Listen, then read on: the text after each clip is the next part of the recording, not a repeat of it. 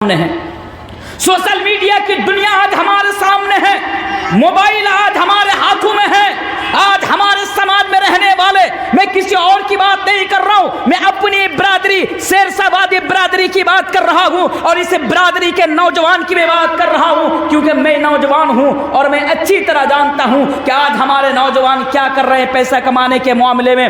آج وہ لوگ اپنی بہن بیٹی کو لے کر یعنی ریلز بناتے ہیں، چھوٹی چھوٹی ویڈیوز بناتے ہیں اور بے پردگی کے ساتھ، بے حیائی کے ساتھ اپنی بہن کے ساتھ، اپنی بیٹی کے ساتھ ڈانس کرتے ہیں اور فیس بک پر اپلوڈ کر دیتے ہیں، ڈانس کرتے ہیں، یوٹیوب پر اپلوڈ کر دیتے ہیں۔ کیوں صاحب؟ کہ اگر وہ اپنی بہن کے ساتھ، بیٹی کے ساتھ اگر وہ ڈانس کرے گا، اس کے بہن کی پیٹھ نظر آئے گی، سینہ نظر آئے گا، پیٹ نظر آئے گا، پیر نظر آئے گا، تو ویوز زیادہ ملیں گی، زیادہ لوگ دیکھیں گے اور زیادہ پیسہ ملے گا۔ میرے بھائیوں، ہم نے کبھی سوچا نہیں تھا کہ مسلمان پیسہ کمانے کے لیے اتنا نیچے گر جائے گا، پیسہ کمانے کے لیے اتنا نیچے آ جائے گا، ہم لوگوں نے کبھی سوچا نہیں تھا۔ لیکن آج افسوس کہ مسلمان صرف اور صرف پیسہ کمانے کے لیے اتنا نیچے گر چکا ہے، اور ہزاروں مثال، ایک نہیں میرے بھائی، میں ہزاروں مثال میں آپ کے سامنے اس تعلق سے رکھ سکتا ہوں، لیکن میں ادھر زیادہ نہیں جاؤں گا کیونکہ مجھے اہم جو پیغام آپ تک پہنچانے ہیں وہ پیغام ابھی باقی ہے۔ تو جو میں بتا رہا تھا، کل قیامت کے دن ایک ایک پیسہ کا حساب اللہ تبارک و تعالیٰ کے سامنے آپ کو رکھنا ہے۔ اللہ آپ سے پوچھے گا، اللہ آپ سے سوال کرے گا کہ بتا تو نے پیسہ کہاں سے کمایا تھا۔ آج آپ لاٹری کے ذریعے سے کروڑ پتی بننا چاہ رہے ہیں، آئی پی ایل کا دور آتا ہے تو ڈریم 11، ہاؤجی، میں 11 سرکل، یہ جو تمام سٹے بازی کے ایپس ہیں، آپ اس ایپس کے ذریعے سے کروڑ پتی بننا چاہتے ہیں۔ اللہ معاف کرے، 100 نوجوان کا آپ موبائل چیک کیجئے، کم سے کم 75 مسلمان یعنی جو نوجوان ہیں ان کے موبائل میں آپ کو ڈریم 11 کا ایپ مل جائے گا۔ جب آئی پی ایل کا دور آتا ہے، جب آئی پی ایل کا ٹائم آتا ہے، یہ نوجوان راتوں رات یہ خواب دیکھتا ہے کہ ان 50 کا میچ لگاؤں گا اور صبح ہوتے ہوتے کروڑ پتی بن جاؤں گا۔ ارے بے وقوف، کروڑ پتی بننے کا خواب چھوڑ دے، کیونکہ ڈریم 11 کے چکر میں نے کتنے نوجوانوں کو بھکاری بنتے دیکھا ہے، کتنے نوجوانوں کو بھکاری بنتے دیکھا ہے۔ اس لیے ڈریم 11 پر میچ نہ لگاؤ۔ اور ایک منٹ، چلو ایک منٹ کے لیے میں نے مان لیا کہ آپ نے ڈریم 11 پر میچ لگایا، 1 کروڑ روپیہ آپ کو لگ گیا، 1 کروڑ کی راشی آپ کو مل گئی، آپ کروڑ پتی بن گئے۔ اب بھائی یہ جو پیسہ آپ کو ملا، کیا یہ حلال کا پیسہ ہوگا؟ نہیں، یہ تو حرام کا پیسہ ہے نا۔ کب تک آپ دنیا کے اندر 1 کروڑ روپیہ آپ خرچ کریں گے میرے بھائی؟ کہ آخر تو آپ کو دنیا چھوڑ کے جانا ہے، آخر تو آپ کے پاس موت آنی ہے۔ اسی لیے بس ایک پیغام مختصر انداز میں دے کر جا رہا ہوں کہ پیسہ کماؤ، بے شمار حلال راستے ہیں، اس راستے پہ پیسہ کماؤ میرے بھائی، حرام طریقے سے پیسہ مت کماؤ۔ یہ جوا، سٹا وٹا، یہ سب کا چکر چھوڑو، یہ سب تمہارے لیے بربادی ہے۔ یہ تمام چیزیں تمہیں دنیا کے اندر بھی برباد کرے گی اور آخرت کے اندر بھی تمہیں برباد کر دے گی۔ اچھا، اسی حدیث کے اندر ایک اور سوال ہے، اس لیے میں کہہ رہا ہوں کیونکہ آج ہمارا نوجوان نا یہ کرتے ہیں۔ ایک سوال یہ بھی پوچھا جائے گا اسی حدیث کے اندر، وہ سوال یوں ہے، ہاں تو نے پیسہ کہاں پہ خرچ کیا؟ تو نے وہ انفقہ، حدیث ہے کہ تو پیسہ کہاں پہ خرچ کیا؟ تو پتہ کیا چلا، اگر آپ حلال طریقے سے پیسہ کما رہے ہیں، حرام جگہ پر اگر آپ پیسہ خرچ کر رہے ہیں تو اس کا حساب بھی کل قیامت کے دن آپ کو دینا ہے۔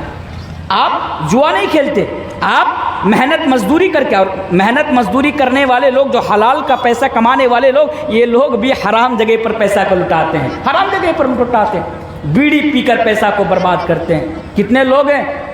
کیا آپ لوگ بیڑی نہیں پیتے؟ ادھر کے لوگ بیڑی نہیں پیتے؟ پیتے نا، پیتے۔ اور بیڑی پینا کوئی کباط کی بات نہیں ان کی نظر میں، بیڑی پینا کوئی گناہ نہیں ہے۔ مجھے تو یہاں تک معلوم ہے، میں بیڑی کے تعلق سے کئی جگہوں پر میں نے تقریر اس سے پہلے خطاب کر چکا ہوں، آج زیادہ وضاحت نہیں کروں گا اس کے تعلق سے، لیکن اتنا کہہ کر جا رہا ہوں کیونکہ تجربہ ہے اس بات کا، کیونکہ الحمدللہ میں اس میدان خطابت میں کم سے کم 12 سال سے ہوں، 10-11 سال سے ہوں، آپ کے علاقے میں 10 سال سے آ رہا ہوں، الحمدللہ مجھے اچھی طرح یاد ہے۔ تو بہت سارے نوجوان ہم لوگوں سے ایسے مل جاتے ہیں، ملاقات ہو جاتی ہے، کبھی کبھار ان سے کہتا ہوں کہ جناب بیڑی کیوں پیتے، بیڑی چھوڑ دو۔ کیا جواب دیتے معلوم ہے؟ جواب دیتے ہیں مولانا صاحب بیوی چھوڑنے کو بولیں گے بیوی چھوڑوں گا پر بیڑی نہیں چھوڑوں گا۔ آپ बीड़ी छोड़ने को बोलेंगे तो बीड़ी नहीं, बीवी छोड़ने को बोलेंगे तो बीवी छोड़ने को बोलेंगे तो बीवी छोड़ दूंगा पर बीड़ी नहीं छोड़ूंगा। भाई क्या बात है, बीवी में और बीड़ी में क्या कनेक्शन है, क्या कनेक्शन है? तो कहता है मौलाना साहब अगर बीवी छोड़ूंगा तो रात को नींद आएगी, बीड़ी छोड़ूंगा तो रात को नींद नहीं आएगी। फिर से कंफ्यूजन वाला मसला। अरे भाई बीड़ी में और बीवी में और नींद में कनेक्शन क्या है? जवाब देता है मौलाना साहब बीड़ी छोड़ूंगा तो रात को नींद आएगी, सुकून मिल जाएगा, लेकिन अगर बीड़ी छोड़ दूंगा तो भोरे हागा होगा ना। समझ रहे? बात नहीं समझे? कितने नौजवान ऐसे हैं, नौजवान बूढ़े लोग भी बीड़ी पीते हैं, कितने ऐसे लोग हैं कि जब तक वो टॉयलेट में बैठकर उस जगह पर बीड़ी नहीं फूकेगा, जब तक टॉयलेट में बैठकर वो बीड़ी नहीं पिएगा, तब तक उसका काम खत्म नहीं होगा।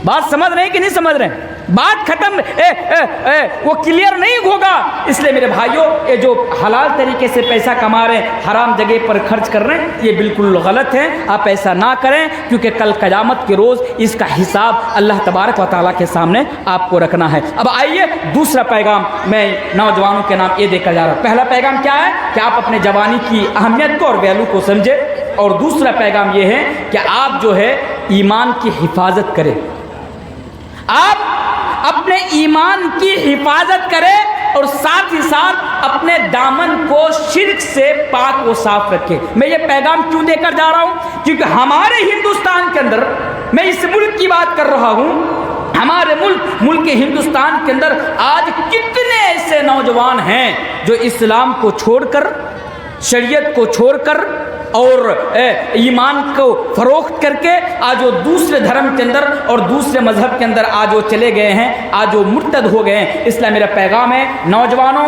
ये जो ईमान है, ये ईमान हमारे लिए और आपके लिए सबसे कीमती दौलत है। इसलिए आप इस ईमान का सौदा मत करो, आप इस ईमान को फरोख्त मत करो, बल्कि ईमान कितनी बड़ी दौलत है और ईमान हमारे लिए कितना ज़रूरी है। आइए एक दो हदीस में आपके सामने रख देता हूँ। अल्लाह के नबी के दौर में एक आदमी था, उस आदमी का नाम अब्दुल्ला बिन जुदान था। सही हदीस है। अब्दुल्ला बिन जुदान के बारे में उलमा लिखते हैं और हदीस के अंदर भी मौजूद है कि अब्दुल्ला बिन जुदान बहुत ज़्यादा नेकियों को अंजाम दिया करते थे। अब्दुल्ला बिन जुदान गरीबों को खाना खिलाया करते थे। अब्दुल्ला बिन जुदान हाजियों के लिए खाना का इंतजाम किया करते थे। या अब्दुल्ला बिन जुदान रिश्तेदारों के साथ अच्छा बर्ताव किया करते थे। यानी अब्दुल्ला बिन जुदान बड़ा फयाज किस्म का आदमी था और खिदमत खल्क को बहुत ज़्यादा अंजाम दिया करता था।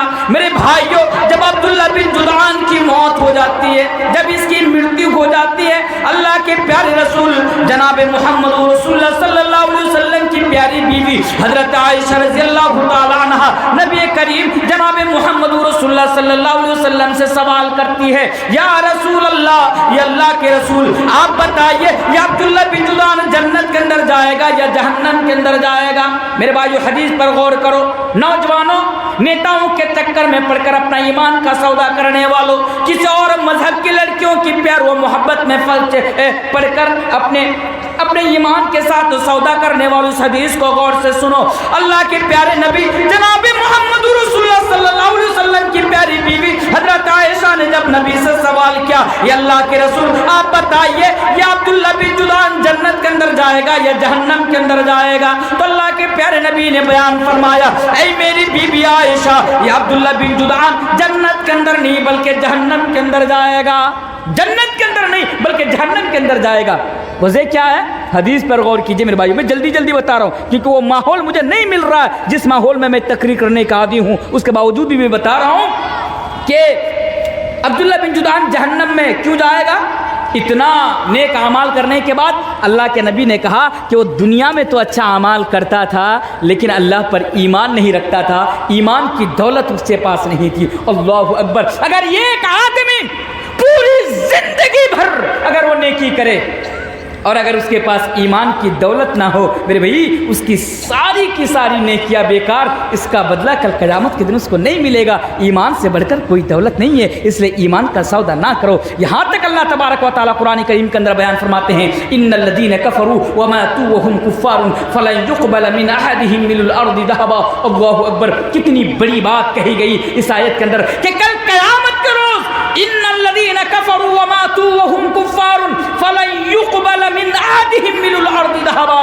کل قیامت کے روز اگر کوئی اللہ تبارک و تعالیٰ کے پاس جا کر اللہ سے کہے کہ اللہ میرے پاس جو سونا ہے تو سونا لے لے، اللہ میرے پاس جو زمین و جائیداد ہے تو لے لے، اللہ میرے پاس جو پراپرٹی ہے تو لے لے، مجھے جہنم کے عذاب سے بچا لے، لیکن ہاں دنیا میں اس کے پاس ایمان کی دولت نہیں تھی، تو اللہ کہتا ہے فَلَن يُقْبَلَ مِنْ أَحَدِهِمْ مِنَ الْأَرْضِ ذَهَبًا۔ نہیں، آج تمہارا سونا قبول نہیں کیا جائے گا، آج تمہاری جائیداد قبول نہیں کی جائے گی، آج تمہاری پراپرٹی قبول نہیں کی جائے گی، بلکہ آج تمہیں جہنم کے اندر ڈال دیا جائے گا، آج تمہیں جہنم کے اندر پھینک دیا جائے گا۔ اس لیے نوجوانوں یہ میرا دوسرا پیغام ہے کہ اپنے ایمان کی حفاظت کرو، ایمان سے بڑھ کر کوئی اور چیز نہیں ہے میرے بھائیوں، ایک مومن کے لیے، ایک مسلمان کے لیے۔ اچھا اور ایک چیز بتاؤں، جو مسلمان ایمان کے ساتھ سودا کر لیتا ہے، جو مسلمان ایمان کو فروخت کر دیتا ہے، مرتد ہو جاتا ہے، یہ مرتد ہونا کتنا قبیح عمل ہے، یہ مرتد ہونا کتنا سنگین جرم ہے۔ آئیے ایک حدیث اور ایک آیت میں آپ کے سامنے پڑھ دیتا ہوں، جو مرتد ہو جاتا ہے ان کے لیے پیغام ہے۔ اللہ تبارک و تعالیٰ قرآن کریم کے اندر بیان فرماتا ہے وَمَن يَرْتَدِدْ مِنْكُمْ عَنْ دِينِهِ فَيَمُتْ وَهُوَ كَافِرٌ فَأُولَٰئِكَ أَصْحَابُ النَّارِ هُمْ فَأُولَٰئِكَ أَصْحَابُ۔ اللہ تبارک و تعالیٰ فرماتا ہے وَمَن يَرْتَدِدْ مِنْكُمْ عَنْ دِينِهِ فَيَمُتْ وَهُوَ كَافِرٌ فَأُولَٰئِكَ حَبِطَتْ أَعْمَالُهُمْ فِي الدُّنْيَا وَالْآخِرَةِ وَأُولَٰئِكَ أَصْحَابُ النَّارِ هُمْ فِيهَا خَالِدُونَ۔ اے مسلمان نوجوانوں سنو، نیتاؤں کے چکر میں پڑ کر اپنا ایمان کو فروخت کرنے والے نوجوانوں ذرا سنو، اللہ فرماتا ہے کہ جو اپنا ایمان کو فروخت کر دے گا، جو اپنا ایمان کو بیچ دے گا، اس کے سارے اعمال دنیا کے اندر برباد کر دیا جائے گا، دنیا کے اندر تباہ کر دیا جائے گا اور اسے جہنم کے اندر ڈال دیا جائے گا، اور صرف وہ صرف جہنم کے اندر نہیں جائے گا بلکہ وہ اولئک اصحاب النار هم فیہا خالدون، وہ ہمیشہ جہنم کے اندر رہے گا۔ اس لیے نوجوانوں یہ میرا دوسرا پیغام ہے کہ اپنے ایمان کے ساتھ کبھی سودا مت کرنا۔ ہاں میں تمہیں یہ بھی پیغام رات کے 1 بجے مولوی تنویر دے کر جا رہا ہے کہ آج ان لوگوں کا یہ مشن ہے، ان لوگوں کا ٹارگٹ تم ہو، وہ تم کو اپنا ایمان سے دور کرنا چاہتا ہے، وہ تم کو شریعت سے دور کرنا چاہتا ہے۔ یہ مشن پہ ان لوگوں نے برسوں سے کام شروع کر دیا ہے، اور یہی وجہ ہے کہ آج بہت سارے مسلمان ان لوگوں کے جال میں پھنس کر آج ایمان کے ساتھ سودا کر لیتا ہے۔ مسلمانوں یاد رکھو، چاہے حالات کچھ بھی تیار کر دی جائے، چاہے پرستھتی کچھ بھی ہو، لیکن مسلمانوں جب تک دنیا کے اندر زندہ رہنا، ایمان کے اوپر زندہ رہنا، جب تک زندہ رہنا، شریعت کے اوپر ثابت قدم رہنا، اگر تو رہ گیا تو انشاءاللہ تو اس دنیا میں بھی کامیاب ہو جائے گا اور تو آخرت میں بھی کامیاب ہو جائے گا۔ اور یہ بھی یاد رکھ، اگر تو نے حالات کا مقابلہ نہ کر سکا، سچویشن کا مقابلہ نہ کر سکا اور پھر مرتد ہو گیا، تو پھر تمہارا انجام بڑا بھیانک ہوگا، تمہارا انجام بڑا خطرناک ہوگا، بڑا بھیانک انجام ہوگا۔ ایک حدیث سناؤں، شاید کہ اس سے پہلے آپ لوگ یہ حدیث نہیں سنے ہوں گے، سنے بھی ہوں گے بہت سارے لوگ نہیں سنے ہوں گے۔ نبی کے زمانے میں یہ کتنا خطرناک جرم ہے، اسلام کو چھوڑ کر کسی اور دھرم کے اندر چلا جانا، ایمان کے ساتھ سودا بازی کر لینا۔ صحیح بخاری کی حدیث ہے، اللہ کے نبی کے زمانے میں ایک آدمی تھا، وہ عیسائیت کے ماننے والا تھا، عیسائی دھرم کے ماننے والا تھا، عیسائی تھا۔ وہ اسلام قبول کرنے کے بعد مسلمان، بہت پیاری حدیث بتا کے جا رہا ہوں، صحیح بخاری کی حدیث ہے، اسلام قبول کرنے کے بعد وہ مسلمان ہو جاتا ہے، اور مسلمان ہونے کے بعد قرآن کریم کے اندر سے سورۃ البقرہ کو پوری یاد کر لیتے ہیں، سورۃ آل عمران کو بھی یاد کر لیتے ہیں۔ اور آپ کو پتا ہے یہ جو عیسائی سے مسلمان ہوتا ہے، نبی پر ایمان لاتا ہے، یہ ان صحابہ میں شامل ہو جاتا ہے جب اللہ کے رسول کے اوپر جب وحی اترتی تھی، قرآن کی آیت جب نازل ہوتی تھی، تو جو صحابہ کرام اس کو لکھا کرتے تھے، کاتب وحی تھے، ان میں سے اس کا بھی شمار ہو جاتا ہے۔ لیکن کچھ دنوں کے بعد یہ آدمی جو عیسائی سے مسلمان بنا تھا، یہ آدمی پھر سے کیا ہوتا ہے، وہ عیسائی ہو جاتا ہے، پھر سے عیسائی ہو جاتا ہے، اور اس کے کچھ دنوں کے بعد اس کی موت ہو جاتی ہے۔ وہاں کے لوگ، اس کے آس پاس کے لوگ، اس کے رشتہ دار، اس کے برادری کے لوگ کیا کرتے ہیں؟ اس کو قبرستان میں لے کر جاتے ہیں، اور قبرستان میں لے جانے کے بعد اس کو مٹی کے اندر دفن کر دیتے ہیں، قبر کے اندر دفن کر دیتے ہیں۔ بعد میں جا کر کیا دیکھتے ہیں؟ دفن کرنے کے بعد گھر چلے آتے ہیں، بعد میں جا کر کیا دیکھتے ہیں کہ اس کی لاش قبر کے اوپر پڑی ہوئی ہے۔ اللہ اکبر! جس کو کچھ دیر پہلے قبر کے اندر دفنایا گیا، اس کے اوپر پوری طرح مٹی ڈال کر اس کو وہاں پہ رکھ کر سارے لوگ گھر آئے۔ کچھ دیر کے بعد جب جا رہے ہیں تو کیا دیکھ رہے ہیں کہ اس کی لاش قبر کے اوپر پڑی ہوئی ہے۔ لوگوں نے جب یہ دیکھا تو کہا یہ مسلمانوں کا کام ہوگا، یہ محمد صلی اللہ علیہ وسلم اور اس کے ماننے والوں کا کام ہوگا۔ کیوں؟ ان لوگوں نے اس لیے آئیڈیا لگایا کیونکہ وہ مسلمان ہونے کے بعد پھر سے اسلام کو چھوڑ کر عیسائی بن گیا تھا۔ لوگوں نے کہا چلو کوئی بات نہیں، اس کو پھر سے ڈھانپ دو۔ لوگوں نے پھر سے اس کو قبر کھودی، اور قبر کھودنے کے بعد اس کو قبر کے اندر ڈال دیا اور اس کے اوپر مٹی ڈال دی۔ اس کو دفن کرنے کے بعد گھر چلے آئے۔ کچھ دیر کے بعد جب پھر گیا، کیا دیکھتا ہے کہ اس کی لاش قبر کے اوپر پڑی ہوئی ہے۔ اللہ اکبر! ذرا سوچو کس کا انجام ہو رہا ہے یہ۔ پھر سے اس کی لاش پڑی ہوئی ہے۔ لوگوں نے سوچا یہ بھی مسلمانوں کے، یار کیا بار بار مسلمان ایسا کرتے ہیں؟ تو کنٹینیو 3 بار اس کی لاش کو قبر کے اندر دفنایا گیا، مٹی کے اندر دفنایا گیا۔ اس کے باوجود بھی قبر کی مٹی اس کو قبول نہیں کر رہی تھی، قبر اس کو ایکسپٹ نہیں کر رہی تھی۔ بار بار قبر اسے اندر سے باہر اگال دیتی تھی، باہر کر دیتی تھی۔ لوگوں نے جب یہ دیکھا، لوگ سمجھ گئے یہ مسلمانوں کا کام نہیں بلکہ اوپر والے کی طرف سے اس کو عذاب ہو رہا ہے، اس کو سزا مل رہی ہے۔ تو پتہ کیا چلا؟ جو لوگ اسلام کو چھوڑ کر کسی اور لاسٹ کے ٹائم میں دیکھو، چھوڑ دے کیا؟ لاسٹ کے ٹائم میں دیکھوں گا انشاءاللہ، وہی سنیں گے، وہ ماحول نہیں مل رہا۔ ہاں تو کیا بول رہا تھا کہ اس کی لاش قبر کے اوپر پڑی ہوئی۔ اللہ اکبر! تو جو مرتد ہو جائے گا نا، یہ بڑا خطرناک جرم ہے، اس لیے کبھی ایمان کے ساتھ سودا بازی مت کرنا۔ یہ دوسرا پیغام ہے۔ آئیے جلدی